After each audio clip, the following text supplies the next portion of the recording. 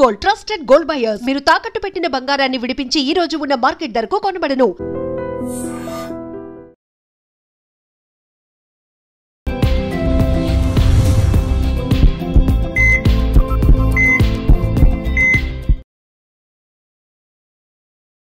నమస్తే, welcome to healthy conversations with I dream media. నేను మీ Jhansi. So ఈరోజు మనతో ఉన్నారు జనరల్ ఫిజిషియన్ డాక్టర్ లక్ష్మి గారు. సో మీ ఇంట్లో ఎవరికైనా షుగర్ ఉందా? షుగర్ పేషెంట్స్ మీ ఇంట్లో ఉన్నారా? పాపం పేషెంట్స్ అనలేము, డయాబెటిక్ కి ఉన్న వాళ్ళు ఉంటే, అరే మాకు తెలీదు, ముందుగా తెలిసినట్లయితే ఈ లైఫ్ స్టైల్ని మేము కూడా హ్యాబిటేట్ చేసుకొని కొంచెం షుగర్ కంట్రోల్లో ఉంచుకునే వాళ్ళము అనే వాళ్ళందరికీ కూడా ఈరోజు చెప్పే టాపిక్ చాలా యూస్ఫుల్ అవుతుంది. తప్పకుండా వీడియో చివరి వరకు చూసే ప్రయత్నం చేయండి. నమస్తే మ్యామ్. నమస్తే అమ్మా. సో షుగర్ ఇప్పుడు ఒక 10-15 ఇయర్స్ లేదా ఒక 20 ఇయర్స్ బ్యాక్ షుగర్ అంటే 30 అబోవ్ తర్వాతనో 40 అబోవ్ తర్వాతనో వాళ్ళ జీవన విధానాన్ని బట్టి వచ్చి ఉండేది. ఇప్పుడు అర్లీ 20స్లో కానీ ఈవెన్ వన్ ఆఫ్ మై రిలేటివ్స్లో కూడా 22 ఇయర్స్ 21 ఇయర్స్ తనకు కూడా షుగర్ వచ్చింది. సో అసలు మన షుగర్ని పూర్తిగా తగ్గించుకోవచ్చా? లేదు వాళ్ళకి తగ్గట్లేదు అంటే అట్లీస్ట్ కంట్రోల్లో ఉంచుకొని ఇంకా వేరే ఆర్గాన్స్ బాడీలో డ్యామేజ్ అవ్వకుండా కాపాడుకునే అవకాశం ఉందా? ఉంది అంటే ఏం చేయాల్సి ఉంటుంది? షుగర్కి జనరల్గా ఏంటంటే మనం తినే ఫుడ్డే మెయిన్ ఆధారంగా ఉంటుంది యాక్చువల్లీ. అండ్ డైజెషన్ అయినాక లివర్ దాన్ని మెటబాలిజం ఎలా చేస్తుంది అంటే మనకి బాడీలో రిలీజ్ అయిన షుగర్ అది లివర్ దాన్ని గ్లైకోజన్గా ఎట్లా కన్వర్ట్ చేస్తుంది, ప్యాంక్రియాస్ దాన్ని మజిల్స్కి ఎంతవరకు సప్లై చేస్తుంది, ఎంత మనం బర్న్ చేస్తున్నాం అంటే మనకి షుగర్ వల్ల మనకి ఎనర్జీ వస్తుంది. ఆ ఎనర్జీని మనం ఎంత ఖర్చు పెడుతున్నాం, సో సంపాదిస్తున్నాం కానీ ఖర్చు పెట్టట్లేదు కదా. సో ఖర్చు పెట్టే దగ్గర వరకు ఇవన్నీ చిన్న చిన్నవి ఫ్యాక్టర్స్ లాగా ఉంటాయి. సో ఇక్కడ ఆయుర్వేదిక్లో కొన్ని పర్టికులర్ ఫుడ్స్, ఆయిల్స్ ఇలా పర్టికులర్ కొన్ని చెప్పున్నారనమాట. యాజ్ పర్ ఆయుర్వేదం మనము ఏమేం చెయ్యొచ్చు వీటిల్ని కంట్రోల్ చేసుకోవడానికి అండ్ ఫర్దర్ మనకి ఏంటంటే లివర్ మీద కూడా ఎక్కువ ప్రెషర్ పడకుండా అంటే ఎక్కువ ఒత్తిడి రానియకుండా ఈ ప్యాంక్రియాస్ కూడా దాని సఫిషియెంట్ వర్క్ చేసేలాగా అంటే మనకు కొంచెమే ఉన్నా సరే అంటే ఇన్సులిన్ క్వాంటిటీ మనకు కొంచెం తక్కువ రిలీజ్ అవుతున్నా సరే మన బాడీ దాన్ని సెట్ చేసుకునేలాగా అంటే మనం తినే ఫుడ్లోనే దానికి ఎక్కువ ప్రెషర్ రానియకుండా మనం చేసే ఏమైనా విధానాలు ఉన్నాయో అది చూస్తున్నాం మనము. ఓకే. జనరల్గా ఫుడ్ ఫస్ట్ వచ్చినప్పుడు బియ్యం ఏం తినాలి, అన్నం ఏం తినాలి, ఇట్లాంటి క్వశ్చన్స్ వస్తాయి డయాబెటీస్లో. అవి ఏం తీసుకోవాలని ఆయుర్వేదంలో చెప్పారు. జనరల్గా పురాణత్వం శ్రేష్టత్వం అంటారు. సో అన్నం తీసుకునేటప్పుడు పాత బియ్యం మాత్రమే యూజ్ చేయాలి. పాత బియ్యం అంటే ఎంత పాత ఉండాలి అనే దానికి సంవత్సరం అని చెప్పి పర్టికులర్గా కూడా చెప్తారనమాట. ఒక సంవత్సరం పాటు మనకి ఆగిన బియ్యము బెస్ట్ బియ్యం అని చెప్పి చెప్తారు. దానికి ఏంటంటే ప్రాసెస్ అయ్యే కొద్దీ దాంట్లో ఉన్న ఈ క్విక్ రిలీజ్ ఆఫ్ షుగర్స్ అనేవి తగ్గుతాయి అన్నమాట. సో అవి పాత బియ్యం తీసుకోవాలి, పాత బియ్యం. ఇంకొకటి సెకండ్ థర్డ్ వచ్చినప్పుడు నెక్స్ట్ ఏం తీసుకోవచ్చు అంటే ఎవరు చెప్తారు అంటే బార్లీని కూడా అన్నం వండుకునేలాగా తినేవాళ్ళు పాతకాలంలో. అవి ఒకటి చేస్తారు. బట్ వాటిల్లో మన గ్లూటెన్ ఎక్కువ ఉంటుంది అనుకుంటారు కదా. గ్లూటెన్ ఇంటాలరెన్స్ ఉన్న వాళ్ళు మాత్రం కొంచెం అవాయిడ్ చేయొచ్చు. వాళ్ళు పాత బియ్యం యూజ్ చేసుకోవచ్చు. లేని వాళ్ళు దీన్ని ఒక ఫుడ్ తీసుకోవచ్చు. అంటే మనం 3 పూట్ల తినే అన్నంలో ఒకటి బార్లీ రైస్గా తీసుకోవచ్చు. మూడోది వీట్. ఇవి 3 మాత్రమే చెప్తారు జనరల్గా. వీట్ ఏంటి అంటే మనకి ఎర్ర గోధుమలు ఉంటే చాలా బెస్ట్. ఆ ఎర్ర గోధుమలని కూడా మనకేంటి అంటే అని డీహస్ చేసి దాన్ని యూజ్ చేసుకోవడం బెటర్. దీన్ని కూడా ఏంటంటే రవ్వలాగా యూజ్ చేసుకొని ఆ రవ్వని అన్నంలాగా వండుకోవడం అనమాట. సో ఇలా యూజ్ చేసుకోవడం పొట్టుతో సహా కొంచెం పై మరీ ఫుల్ పొట్టు కాదు, పైన ఒక లేయర్ ఆఫ్ పొట్టు తీసేసి దాన్ని మనకి వీట్ రవ్వ దొరుకుతుంది బయట మనకి. ఆ వీట్ రవ్వ తీసుకొని దాంతో రైస్ చేసుకొని వండుకోవడం. మనకి గోధుమలు ఉంటాయి కదా, దాన్ని ఒక పాలిష్ చేసుకొని ఆ ఒక పాలిష్ చేసిన దాన్ని మనకి పౌడర్ లాగా అంటే మనకి వీట్ రవ్వ దొరుకుతుంది బయట మనకి, బన్సీ రవ్వ అని చెప్పి. సో ఆ వీట్ రవ్వని అది రైస్గా అన్నంలాగా వండుకొని తినడం ఒక పద్ధతి. అండ్ మన సైడ్ మనము ఎక్కువ యూజ్ చేయం కానీ కేరళ అటు సైడ్, తమిళనాడు అటు సైడ్ ఎక్కువ మట్టా రైస్ అని చెప్పి రెడ్ రైస్ ఎక్కువ వాడతారు. సో రెడ్ రైస్లో కూడా మనకి తక్కువ గ్లూకోజ్ రిలీజింగ్ కెపాసిటీ ఉంటుంది అనమాట. సో ఆ రెడ్ రైస్ కూడా మంచిది అనమాట. అంటే ఒకటే టైప్ ఆఫ్ ఫుడ్ కాకుండా ఒక రోజు రైస్, ఒక రోజు ఈ బార్లీ రైస్, ఒక రోజు వీట్ రైస్, ఒక పూట ఒక రైస్ అట్లా చేసుకోవచ్చు. మిల్లెట్స్ కూడా యూజ్ చేసుకోవచ్చు. వీటితో పాటు ఇలా యూజ్ చేసుకోవచ్చు. మిల్లెట్ మనకు నానబెట్టడం అనేది ఒకటి మెయిన్ ప్రాబ్లమ్. అది నైట్ నానబెట్టలేకపో పెట్టేసుకొని నైట్ నానబెట్టాల్సి మార్నింగ్ వస్తది. వండుకోవచ్చు. ఉడుకోవాల్సి వస్తది. ఒకవేళ మనం మిస్ చేసినప్పుడు, సో ఈ మిల్లెట్స్‌ని మనం మిస్ చేసేసాము.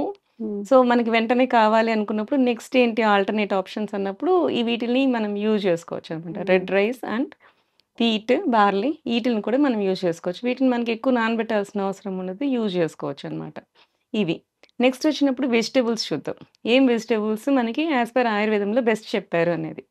సో తిక్త శాకం అని చెప్తారు జనరల్‌గా. తిక్త శాకం అంటే చేదుగా ఉన్నవి, కొంచెం చేదుగా ఉన్నవి చాలా బెస్ట్ అని చెప్తారనమాట యాస్ పర్ ఆయుర్వేద.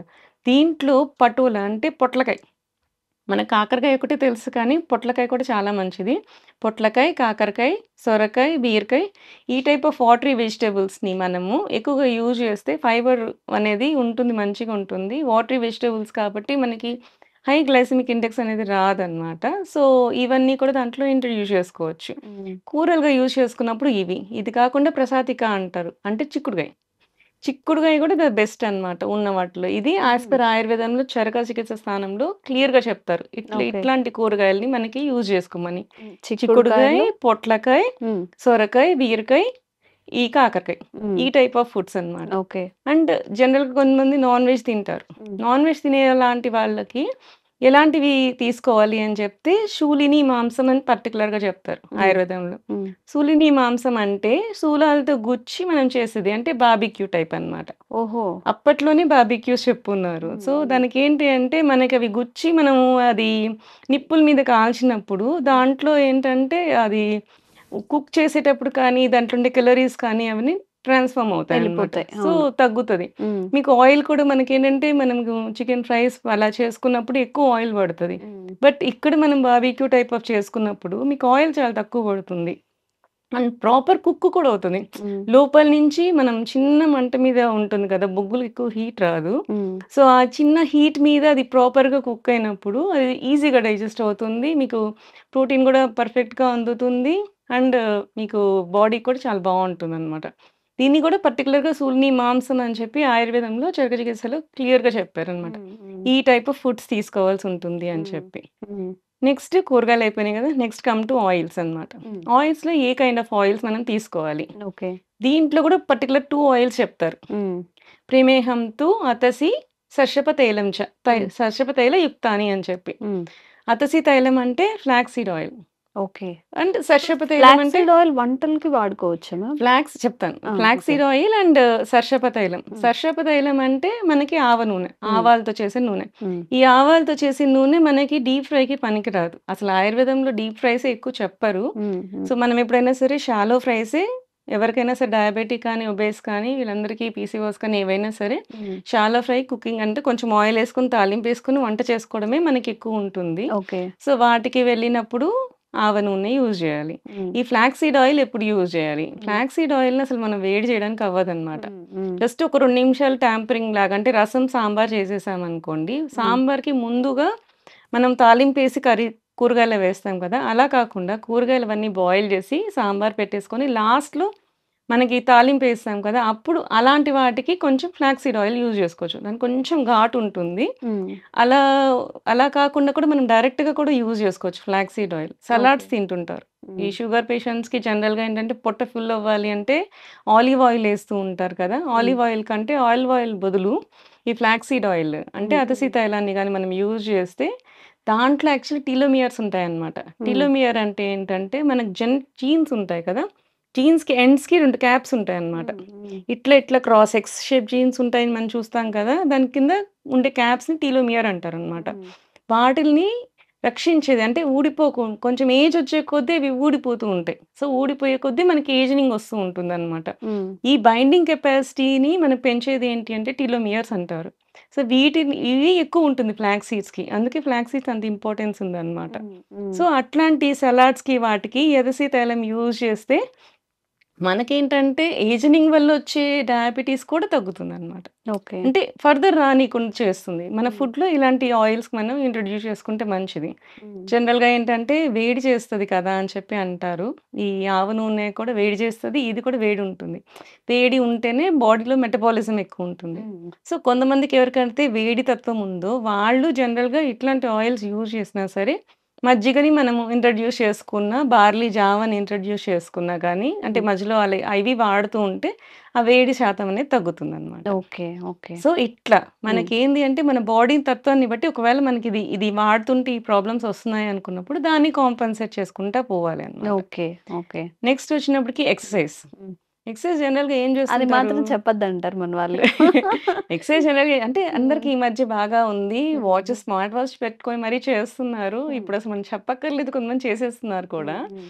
సో, అట్లాంటి వాళ్ళకి ఏందంటే ఒక యాస్ పర్ ఆయుర్వేద ఏం చెప్తారు అంటే, ఒకటే రకం వ్యాయామము రోజు చేయొద్దు అని అంటారు. హ్మ్. జనరల్‌గా వ్యాయామ యోగై వివిధైః ప్రయోగైః అంటారు. హ్మ్. అంటే ఒక టైప్ ఆఫ్ వ్యాయామం అంటే రోజు వాకింగ్ చేస్తున్నారా? సో, కొన్ని రోజులు అయ్యేసరికి మీ బాడీ దానికి అలవాటు పడిపోతది. హ్మ్. సో, దాని తర్వాత ఎక్సెస్ క్యాలరీస్ ఏమి అంటే ఎక్కువ బర్న్ అవ్వదనమాట. ఓకే. సో, నెక్స్ట్ ఏంటంటే మనము వేరే టైప్ ఆఫ్ ఎక్సర్సైజ్ చేయాలి. అంటే స్క్వాటింగ్ అంటే గుంజులు తీయడము. హ్మ్. మనం వినాయక చవితికి ఫస్ట్ వినాయకుడి దగ్గరికెళ్తే ఫస్ట్ చేసేదే గుంజులు తీయడం. హ్మ్. అది చేస్తే సగం బాడీ పైనుంచి కింద వరకు సెట్ అయిపోతది. హ్మ్. అట్లా. సో, మార్చుకోవాలి. ఇంట్లో కూర్చొని యోగా చేసుకోవడం, ఎక్సర్సైజ్ చేసుకోవడం అట్లా. ప్రాణాయామాలు చేసుకోవడం ఇవి చూసుకోవాలి. హ్మ్. నెక్స్ట్ పాయింట్‌కొచ్చేసరికి స్ట్రెస్. హ్మ్. ఇప్పుడు స్ట్రెస్ వల్ల కూడా డయాబెటిస్ పెరుగుతది. Stress leads to cortisol, cortisol leads to hormonal imbalances. Hmm. జనరల్‌గా అలా వచ్చినప్పుడు కూడా మనకు డయాబెటిస్ వస్తూ ఉంటుంది. సో, హ్మ్. ఇట్లాంటి స్ట్రెస్‌ని మనం కాంపెన్సేట్ చేసుకోవాలి అంటే ధ్యానం చేయడం, మెడిటేట్ చేయడం, ఉన్న అవర్స్‌లోనే ఈవినింగ్ మన టైం కుదుర్చుకొని మరి చేసుకోవడం అన్నమాట. ఇట్లాంటివి చేస్తూ మనము షుగర్‌ని కంప్లీట్‌గా కంట్రోల్‌లో పెట్టుకోవచ్చు. ఓకే. సో సో, మ్యామ్ జనరల్‌గా మనం ఎంత చేసినా గాని అంటే ఒక ప్రశాంతంగా బాడీ రిలాక్సేషన్ అవ్వడం ఇది కూడా ఇంపార్టెంటే కదా! అవును. సో, దానికి రిలేటెడ్‌గా ఏదైనా స్లీప్ ఉంటుందా? కూడా చాలా ఇంపార్టెంట్ అండి. హ్మ్. స్లీప్ కూడా సరిగ్గా లేకపోతే మళ్ళీ షుగర్ లెవెల్స్ కూడా డిఫరెన్స్ వస్తాయి. అవునా? అవును. హ్మ్. ఖచ్చితంగా వస్తాయి. జనరల్‌గా ఏంటంటే మనకి ప్రాపర్ స్లీప్ 8 అవర్స్ ఉండాలి. హ్మ్. సో, నాకు 8 అవర్స్ కుదరట్లేదు. హ్మ్. సో, నాకు 6 అవర్సే కుదురుతుంది అనుకున్న వాళ్ళకి జనరల్‌గా ఒక స్టడీ ఉందన్నమాట. Hmm. So, 1 hour of night sleep is equal to half an hour of morning sleep. హుహు. సో, ఇది ఒక స్టడీ. ఇది హ్మ్. చేసున్నారు. ఇది ప్రూవ్ అయింది. ఒకవేళ మనం నైట్ 6 అవర్సే పడుకోగలుగుతున్నాం. మనకు టైం లేదు అన్నప్పుడు హ్మ్. అక్కడ 2 అవర్స్ మనం మిస్ చేస్తున్నాం. సో, హ్మ్. ఆ 2 అవర్స్‌కి బదులు 1 అవర్ ఆఫ్ మార్నింగ్ స్లీప్ అన్నమాట. హ్మ్. ఆఫ్టర్‌నూన్. హ్మ్. అది ఎప్పుడు పడుకోవాలి ఇది కూడా పర్టిక్యులర్‌గా చెప్పారు ఆయుర్వేదంలో. ఎప్పుడు పడుకోవాలి అంటే భోజనానికి ముందు పడుకోవాలి. హ్మ్. మీకు మధ్యాహ్నం నిద్రొస్తది. రోజు మీకు నిద్రపోయే అలవాటుంది అనుకోండి. మధ్యాహ్నం పూట అన్నం తినక ముందే ఒకసారి పడుకోండి. అది రివర్స్ చేస్తారు మన వాళ్ళు. రివర్స్ చేస్తాం కొంచెం మనం. మంచిగా తినేసాక ఆ! కాసేపు పడుకుంటాం. పడుకుందాము అదే. అనుకుంటారు. జనరల్‌గా హ్మ్. మనం ఏదైనా ఇంట్లో ఉండేవాళ్ళైతే హెక్టిక్ వర్క్ అయిపోయినప్పుడు ఒక హ్మ్. క్విక్ న్యాప్ తీసి దాని తర్వాత లేసి భోంచేయండి. అప్పుడు కంటిన్యూషన్ మళ్ళీ భోజనం చేశాక శతపథం గచ్చేతంటారు. హ్మ్. అంటే 100 అడుగులు నడవాలి. అవునా? ఆ! హ్మ్. ప్రతి మీల్ అయిపోయినాక 100 అడుగులు నడిస్తే అది హ్మ్. మన బాడీలో ప్రతిదీ అక్కడ మూవ్‌మెంట్ అనేది ఉంటుందన్నమాట. అచ్చా! So, okay. ఇదంతా కూడా యాస్ పర్ ఆయుర్వేదం చెప్తారు. యోగరత్నాకరం కానీ, చరక చికిత్సలో గానీ, ఇవన్నీ కూడా ఇంత క్లియర్‌గా చెప్తారు. హ్మ్. ఏం తినాలి? ఎలా ఉండాలి? ఎన్ని అవర్స్ పడుకోవాలి అని. ఒకవేళ 7 అవర్సే పడుకున్నాము. నైట్ టైమ్స్ మనకి 7 అవర్స్ స్లీప్ దొరికింది. నెక్స్ట్ రోజు ఎంత పడుకోవచ్చు అంటే హాఫ్ అన్ అవర్ చాలు. హ్మ్. ఎందుకంటే half an hour is equal to 1 hour of night sleep కాబట్టి. Okay. So, 8 hours proper sleep ఉన్న వాళ్ళకి ఆఫ్టర్‌నూన్ నిద్రొచ్చినా సరే try to avoid that one. Hmm. లేసి కొంచెం తిరగండి హ్మ్. జనరల్‌గా. హ్మ్. హ్మ్. అండ్ ఇంకొక పర్టిక్యులర్‌గా కూడా ఒకటి చెప్తారనమాట. నిద్ర మధ్యాహ్నం పోవాలి అనిపించినప్పుడు ఒకవేళ 8 అవర్స్ స్లీప్ అయిపోయింది. హ్మ్. స్టిల్ మీకు నిద్రొస్తుంది ఆఫ్టర్‌నూన్. సో, అది మన బాడీకి ఏమి హార్మ్ చేయకూడదు. బట్ నిద్ర మనం రిలాక్స్ అవ్వాలి అంటే ఏం చేయాలంటే చైర్‌లో కూర్చొని పడుకోమంటారు. హ్మ్. హ్మ్. జనరల్‌గా. అంటే మనకి పాతకాలంలో వాలు కుర్చీలుండేవి. ఇట్లా వంగి ఉండేవి చూసారా? హ్మ్. హ్మ్. అట్లాంటివన్నమాట. రిలాక్స్ అయ్యి జస్ట్ పడుకోవడం. అంటే హ్మ్. స్ట్రెయిట్‌గా బాడీని పడుకోబెట్టకుండా రిలాక్స్ అయ్యి పడుకోవడం. హ్మ్. జనరల్‌గా ఏంటంటే తిన్న వెంటనే పడుకుంటారు చాలామంది. దానివల్ల ఏంటంటే గ్యాస్ట్రిక్ రిఫ్లెక్సెస్ వస్తుంటాయి. హ్మ్. సో, ఫుడ్ అంతా పైకి రావడము, పైపింగ్ దీనికి యాక్చువల్‌గా మనకి స్ఫింక్టర్ ఉండదు. హ్మ్. స్టమక్ నుంచి ఇంటెస్టైన్‌కి స్ఫింక్టర్ ఉంటది. సో, మనం తిన్నది వెంటనే కిందకి వెళ్ళిపోదనమాట. ఆగుతది, ఆపుతది. తర్వాత డైజెస్ట్ అయ్యి కిందకెళ్తది. కానీ ఈసోఫాగస్‌కి స్ఫింక్టర్ ఉండదు. దానివల్ల ఏంటంటే నువ్వు కొంచెం ఎక్కువ తిన్నా గానీ పైకొచ్చేసే అవకాశాలుంటాయన్నమాట. ఓకే. సో, అందుకని తిన్న వెంటనే మనకి జనరల్‌గా పడుకోవడం అనేది మంచిది కాదు. సో, ఇట్లాంటి వాటికి ఎలా చేయాలి అనేది పర్టిక్యులర్‌గా ఈ విధంగా చేయాలి అని కూడా క్లియర్‌గా ఆయుర్వేదిక్‌లో చెప్పారండి. ఓకే. సో, ఇది నాట్ ఓన్లీ ఫర్ షుగర్ కాదు కాదు కదా అవును. మేడం. అందరికీ జనరల్‌గా వర్తించేది. అందరికీ అసలు వర్తిస్తుంది. యాహ్! మనం ఎలా తినాలి?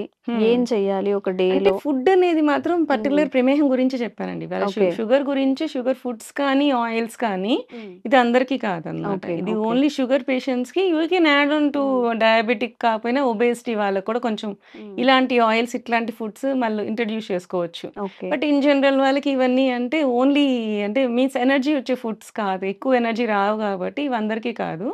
ఈ ఫుడ్ కానీ, ఈ పర్టిక్యులర్ ఆయిల్ ఎక్సైజ్ అవన్నీ అందరూ పాటించొచ్చు. Food okay. అండ్ ఆయిల్ మాత్రం ఎక్స్‌క్లూజివ్ ఫర్ డయాబెటిక్స్ అనుకోవచ్చు. ఓకే. ఓకే. సో, డయాబెటిక్ పేషెంట్స్‌కి చెప్పినదంతా డయాబెటిక్ పేషెంట్స్ పాటించండి. మిగతా వాళ్ళు గూడా మనం తినేసి అలా కూర్చోవడం, లేదా తిన్న వెంటనే పడుకోవడం, మధ్యాహ్నమైనా, నైట్ అయినా అలా చేస్తూ ఉంటాం కదా! అట్‌లీస్ట్ ఒక 10 నిమిషాలు, అట్‌లీస్ట్ 15 నిమిషాలన్నా నడవడానికి కేటాయించండి. ఆ టైం మనం ఏమీ చేయం. జస్ట్ స్క్రోల్ చేసుకుంటూను, టీవీ చేస్తూనే ఉంటాం తప్ప, మన ఆరోగ్యం కోసం కూడా కొంచెం ఆలోచించి, సో, ఈ విధానాలు పాటిస్తే మనం ఇంకొంచెం హెల్తీగా ఉండే అవకాశం ఉంటుంది. అండ్ ఇలాంటి బోలెడన్ని అవేర్‌నెస్ కల్పించే హెల్త్ వీడియోస్ మేమంతరు చేస్తూనే ఉంటాము. Thank you so much ma'am. Thank you.